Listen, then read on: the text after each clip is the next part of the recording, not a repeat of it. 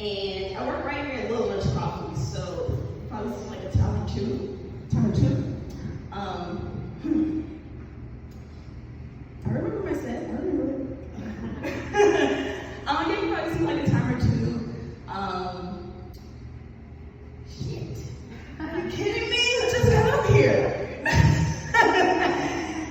Yeah, and so I literally just got up like about an hour ago. So, you guys are smelling musty espresso and like hot water.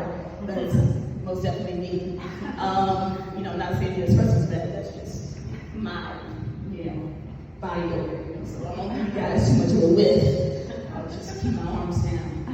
But like, I love being a barista. I'm really loving this time in my life. But I gotta say, the toughest part about being a barista, for me at least, is having to remember the name of so many white people. I'm just so many, so stressful, damn it. I mean, like, I get to serve up great coffee, to plenty of Luke's and Ben's, and Maddie's, so there's always a Zach, plenty of Zach's, any Zach's in the room? No? Chris? No? Okay.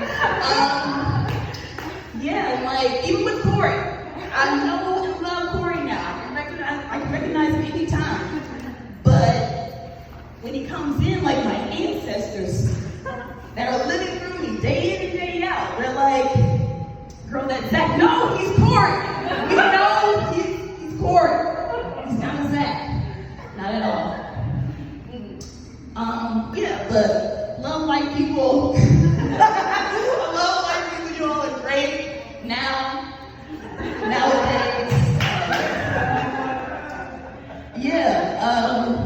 I moved here like about 2 years ago. I'm originally from Louisiana. Got some 225ers. Living right here. That was the culture shock when I moved here. Not the earthquakes, not the cost of living. White people everywhere, 24/7 on every block. Couldn't get away. During this time, what I've learned most about you all, the whites, is that you guys don't have culture. Don't throw Italian or Swedish or French in there. No, white people, you don't have culture.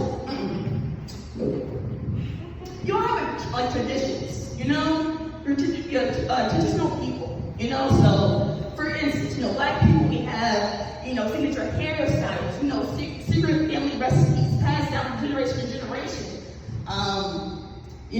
The way we wear our clothes, rhythm. I love all that.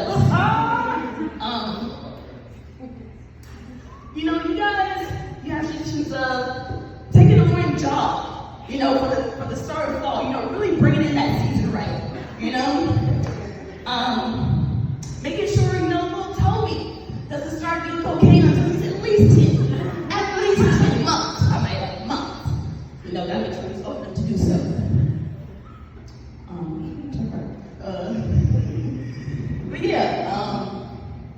That's what I've come to learn.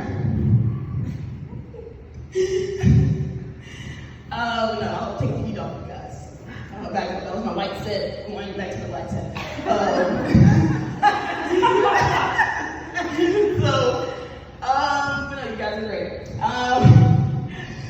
You guys are great. We're really in a pandemic, right? Still, it's terrible. I just sit back and think all the time,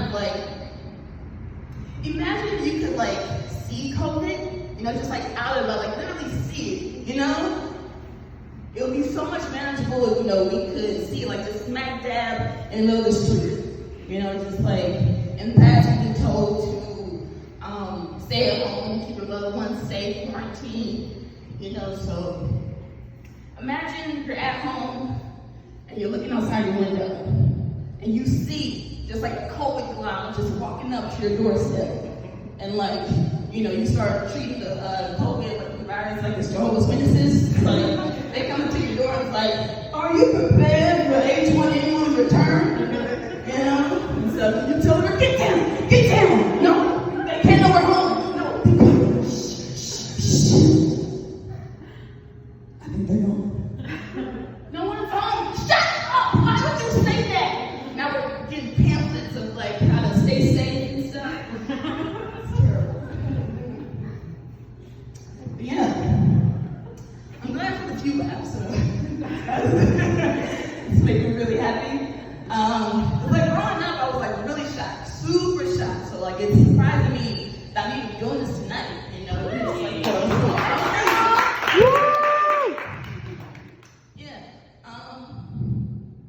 it's like even in my shy and quietness when I was younger, like I always wanted attention. You know, so when I was younger in grade school. That last bit, I was like, oh, that got me for a minute. Not gonna lie. Still recovering. It's like 2 minutes. But yeah, when I was 9 and in the 4th grade, I like laid up in my, I was like, I'm going to deceive 4th graders and tell them they're Jamaican. It's the best I can come up with at the time.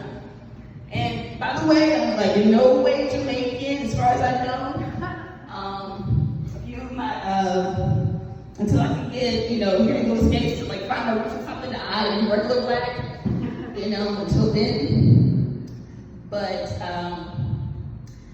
yeah, I formed a lie saying I was Jamaican. How I birthed and inspired this lie was that my aunt, like you ever have like those cousins who are like 20 to 30 years older than you, but like they're too old to be like, you know, they're side cousins, so like this one's like an aunt, you know, uncle. So my aunt, she went on some vacation to Jamaica, and she brought back like tons of souvenirs, and one of them was a keychain with a stamp on it that had Jamaica and the Republic flags.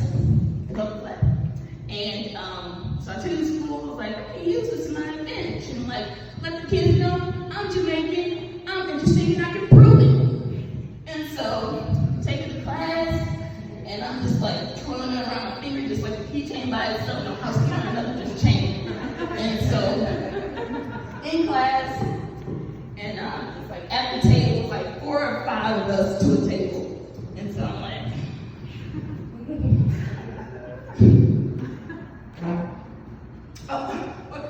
so Peter, I get his attention, he's like, yo, Rheachelle, let me see your keychain. I was like, oh, here you go. He was like, it's nothing.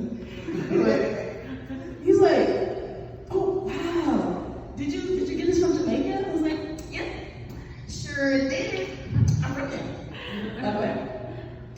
And he's like, and like after that, I just got the news break across the entire 4th grade that, you know, I've been like knowing these kids since pre-K, like they just learned something new about it. I was like, oh, yo, Rheachelle's Jamaican. And so after that, like for the entire year, like I got asked constantly, like, oh, Rheachelle, where's your accent then? You know, if you're really from Jamaica. I was like, oh, we moved to America when I was 1, so that's why, you know.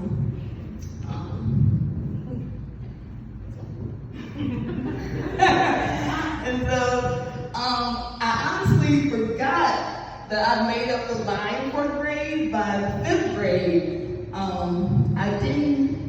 it came back up at like my 5th grade graduation.